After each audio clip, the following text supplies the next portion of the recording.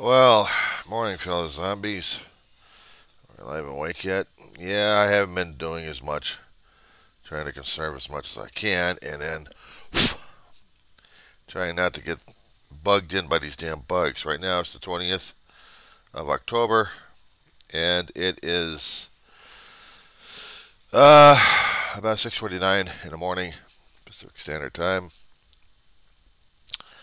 Yeah, these damn things are driving me crazy. Politics drive people crazy.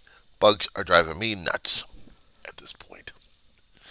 Oh, you gotta be kidding me. I got another one clinging again. Son of a bitch.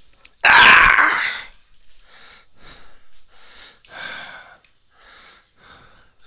Oh, no, you don't. Out. Wakey. Oh, it's a fly. Oh, you bastard. Oh, you bastard. I got another one. Oh, I hate these sons of bitches. I really do.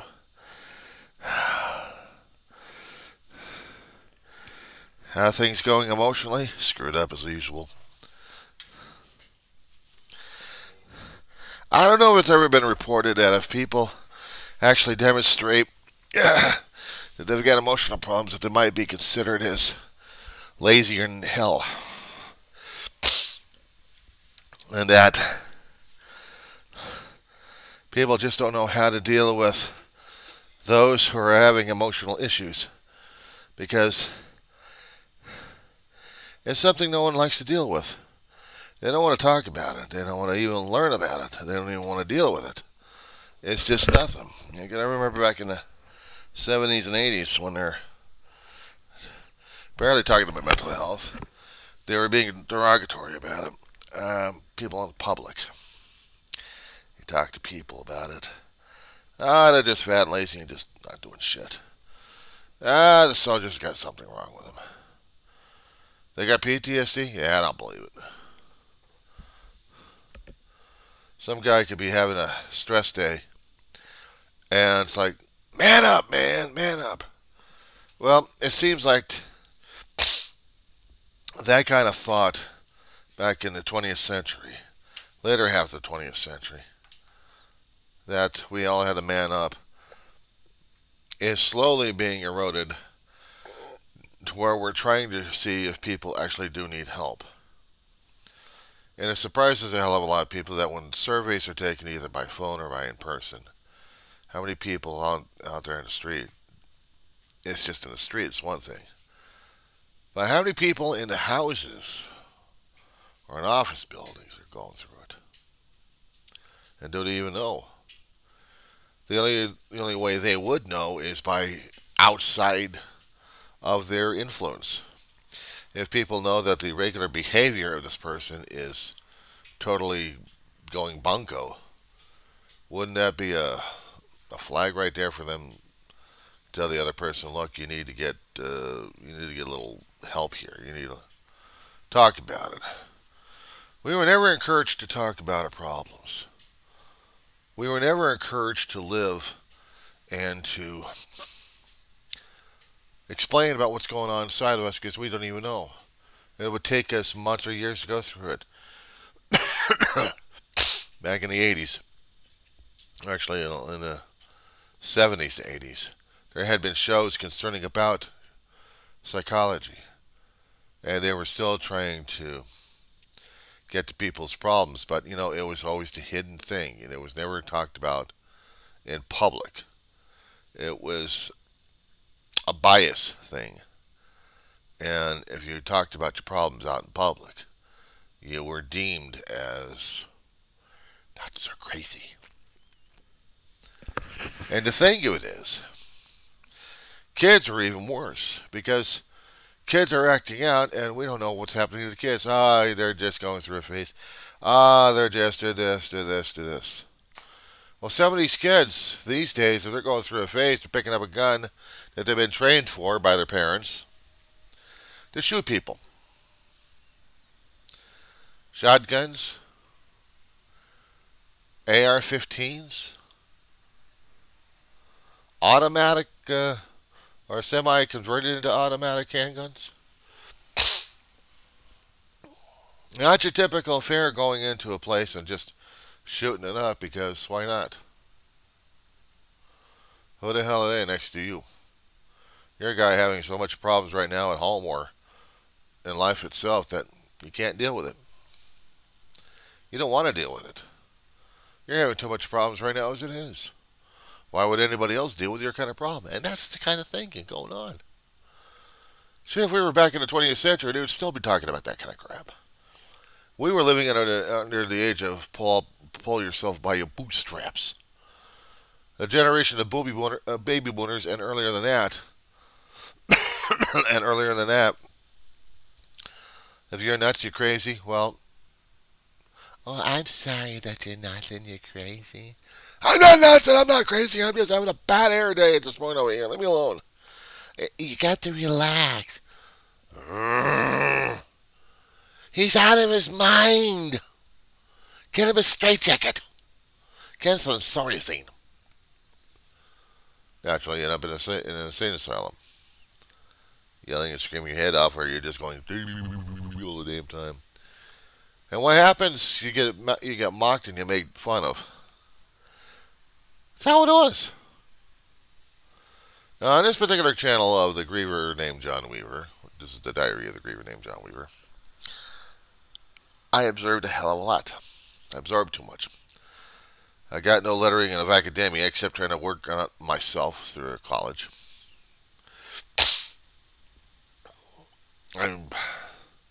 I'm hearing too much of what's happening today compared to what happens back in the past. No one wants to compare it back in the past because they don't want to see that.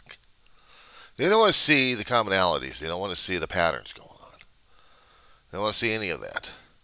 Except maybe the shrinks and the poll workers or the statistics, people drawing statistics left and right. They have to run these kind of classes at college where you have to get demographics going on. How many people? So it means you got to interview a few people and then extrapolate. Gives you your numbers that way. How many people are crazy? Well, you can't call them crazy. If you call them crazy, they're mentally challenged. No, you can't call them mentally challenged. That means they're brain dead or they're retarded. You can't call them that either. Okay, mentally deficient. You can't call them that either. They're sick people. Well, you can't call them that either. Well, then what do you call them? People with issues. That just doesn't work. It's not a catchphrase. They were working too much in the damn catchphrases back then, in the 20th century. And now we got the 21st century, and everyone else is showing that really that they're battier than hell. And we're trying to compare ourselves left and right to see who's sane and who's not. I had to keep asking myself, what is sanity? What's normal? Normal is common and accepted behavior. What the public generally gets away with or accepts, it's normal. It's regular. There's nothing worse than that. But people want. They want to know whether or not they can deal with shit or not. My attention span's right now on a dog right now. Give me a second. Well, reality called and I had to take a look at my mother, see how she was doing. My little dog. I call my mother because she was one a long time ago. How do you deal with your own sanity? How do you deal with what's going on inside? How do you deal with the nerves, with the random irrational thoughts? How do you deal with the fight or flight syndrome that's going on inside? And normally you probably say, well, let a doctor deal with that. Well, the doctor, here's the thing, has to keep asking questions because they don't know what's going on inside of here or in here. The doctors or not the behavioral therapists or anything of that ilk, they'll deal with the outside. They'll deal with the inside organs. They'll deal with the extremities. They'll deal with the physical aspects of the person. But when it comes down for the psyche or for the soul, that's where they keep running into the issues and keep pumping out articles left and right for everyone else to keep reading, because they're still discovering and rediscovering just how crazy we all are. And once we find out that we have people who are not acting what we think is normal these days, well, they'll call them crazy. They'll use a scientific term or some other term, but it's basically crazy.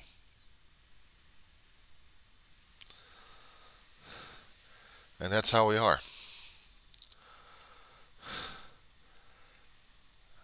Abnormal, abusive, addictive behavior, constantly doing it. You don't know why, but you're doing it. Either your brain is stuck on repeat, or you have this incessant need inside to constantly do this shit, whatever it is. Case in point. Case in point. I had an issue last night. Sleeping on some occasions and then waking up and then trying to get back to sleep. And somehow going through social media late at night doesn't exactly help the brain much. But it does help set up random thoughts that coalesce into a behavioral pattern. The pattern being, at this point, is I always know I had alcoholic tendencies. I always know I was an alcoholic. And the problem is, I never could think of myself as drinking. But I had all the damn behaviorals for it. People still call me alcoholic. I may have been a blackout drinker and never even realized it.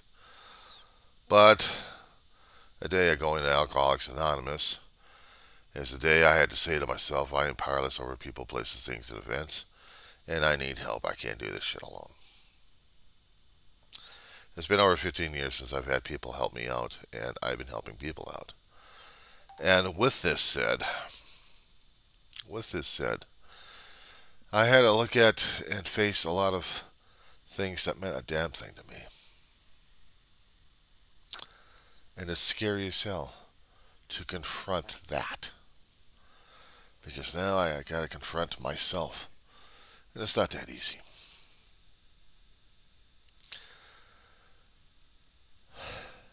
Being a recovering alcoholic means you stay away from alcohol and substance abuse like crazy.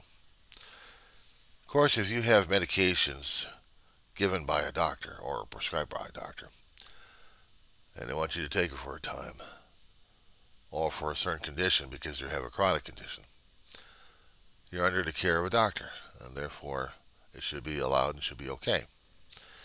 For some of us who don't trust the medical establishment, like me, I don't like it, I don't want it. I don't want to deal with it. But I have to deal with it. It's my life. And I still have to deal with it because of my own dog. She's dealing with hers, and I gotta find a way to take care of her. I'll talk about taking care of a dog a little bit later in another videotape, I guess. But for right now, my own dark behaviors was getting to me because I didn't think I was thinking about it and just trying to sleep. Or trying to, anyway. Find a way to get to sleep. Going on internet and using a cell phone, using a special light on the damn thing. Well, it does something to a person's brain, apparently. To the point where I'm thinking about cocktail drinks. Cocktail drinks. That's a danger. Granted, this is mocktail, by the way. Mocktail is supposed to be without any alcohol, but something similar to it. But it's still a representation of something that people would drink as if they got alcohol in it. A mint julep on a hot day sounds like a cool drink. The process of getting that thing fixed, I can't even remember right now because my brain's kind of fuddled out.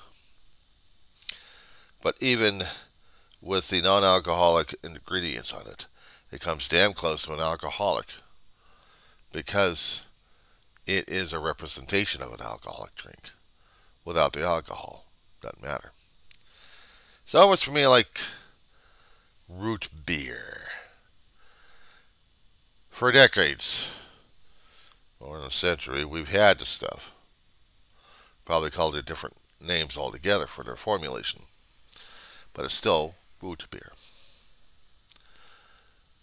It may not have any alcohol in it. It's just sugar, caramelized, flavoring,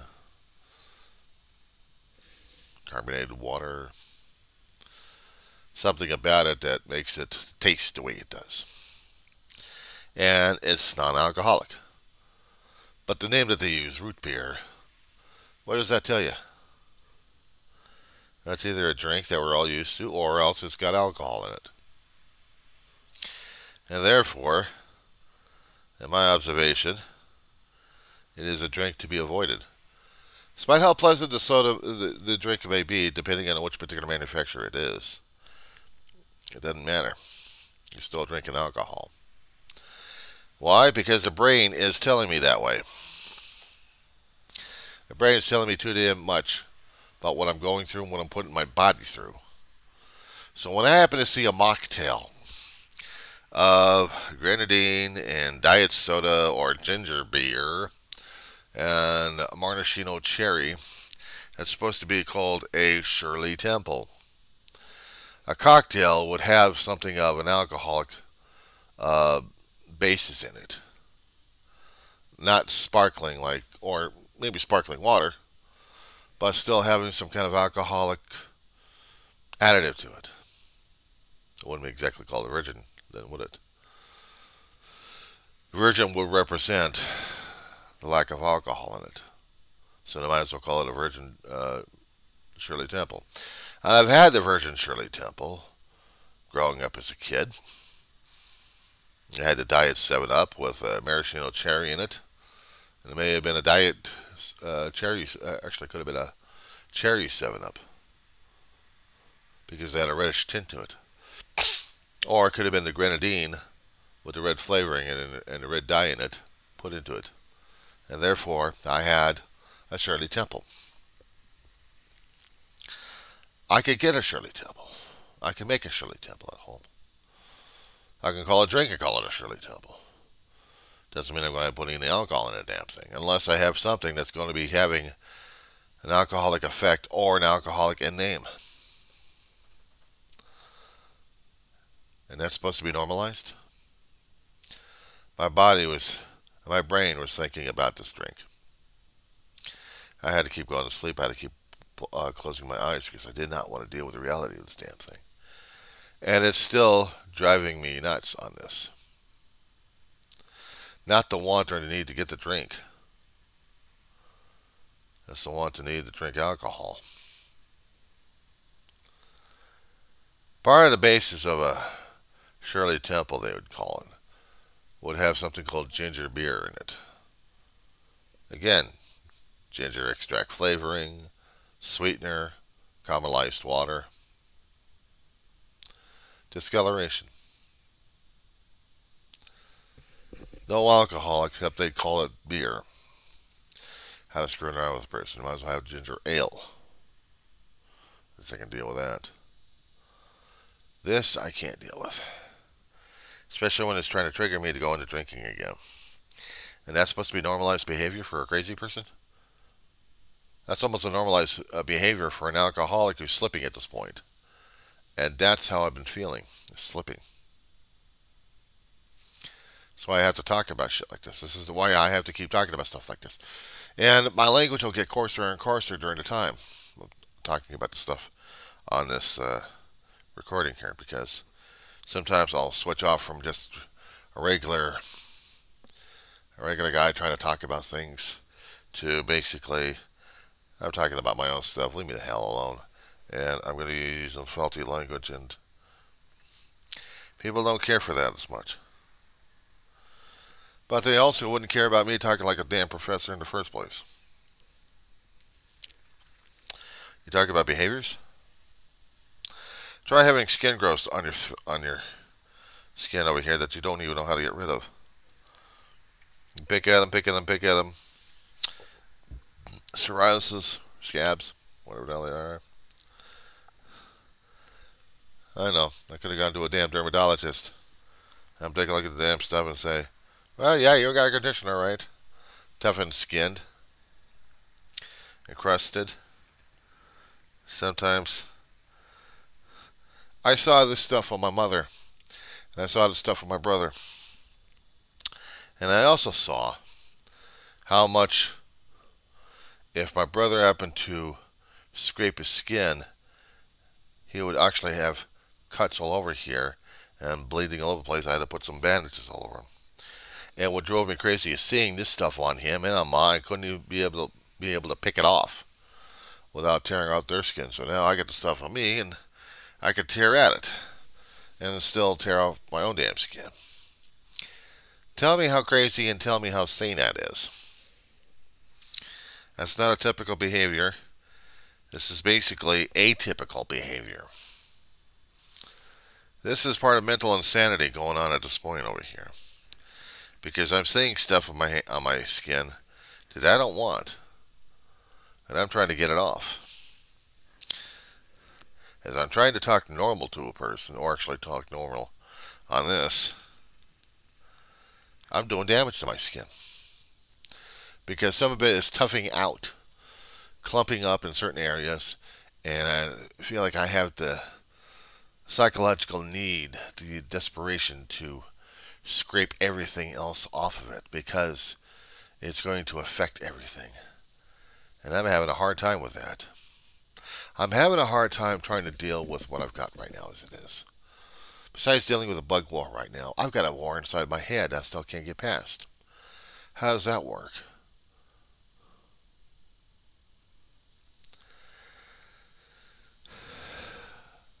A realization that part of my brain is deteriorating. And my body as well. It's a scary damn thing to think about, the deterioration of oneself. If I am destined to die. If I am destined to die sooner. What I've been demonstrating for so long is a breakdown of myself. I barely remember what the hell I did all my life. And these tapes have to be the ones trying to help me out. Audio and video. Just to tell myself what the hell I've been doing.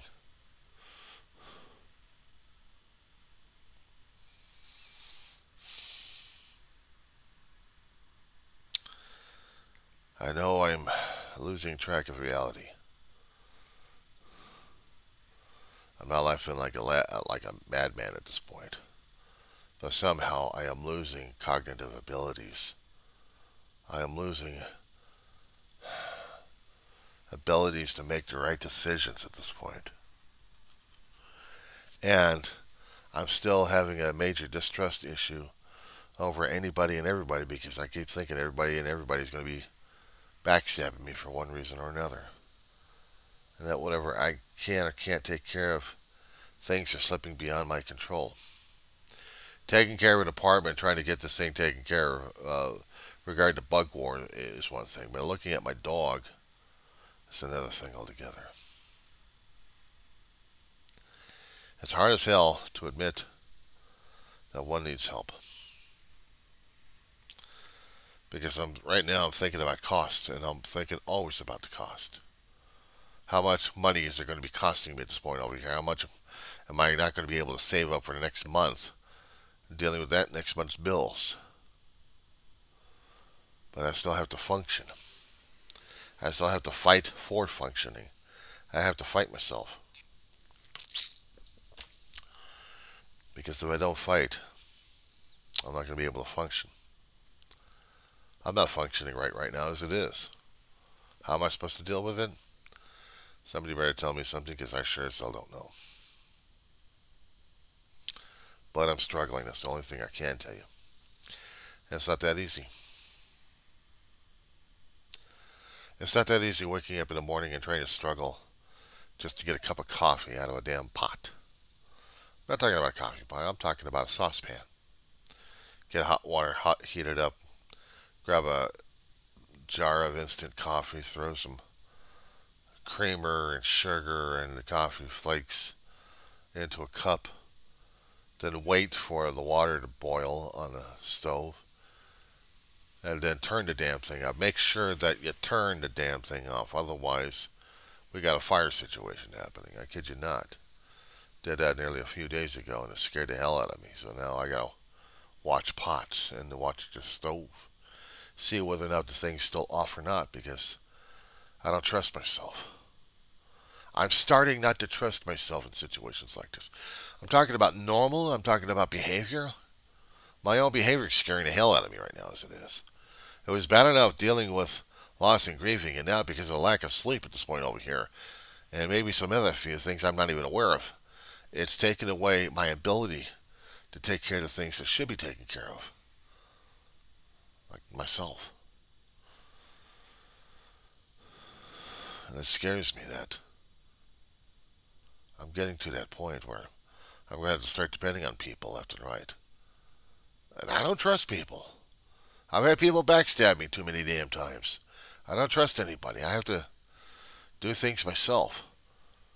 But what happens if I physically lose that ability to do so? To take care of myself? What happens then?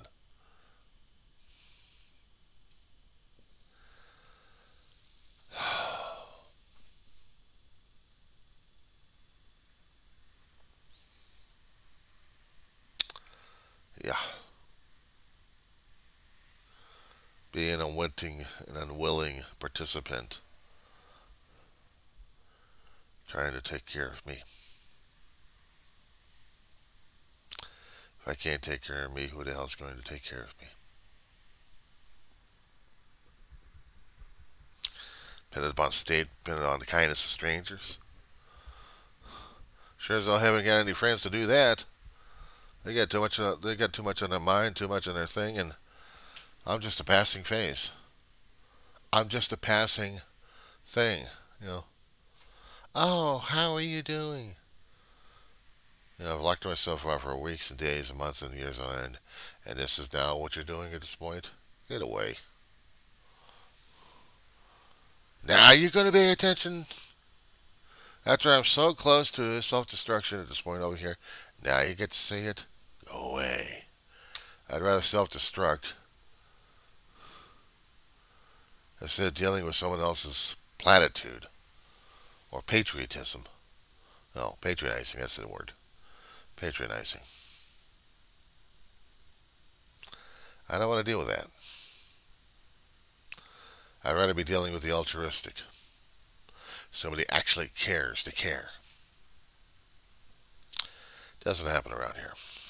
Doesn't happen in my life. So I have to stay away from it.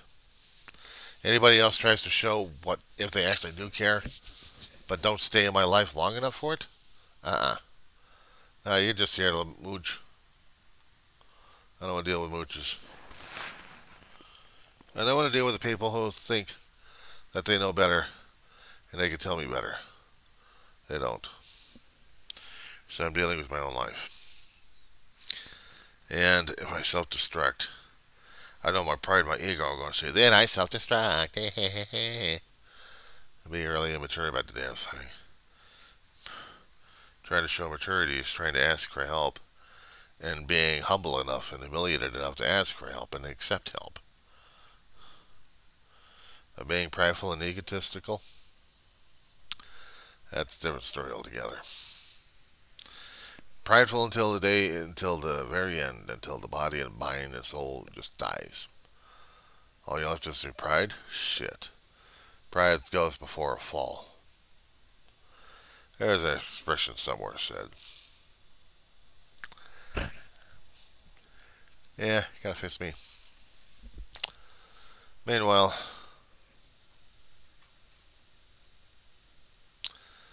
I'm probably gonna go back to bed and sleep. I'm trying to get a grocery run, but I can't get a grocery run if my damn head's not working right. I gotta fuck myself over, that's for sure.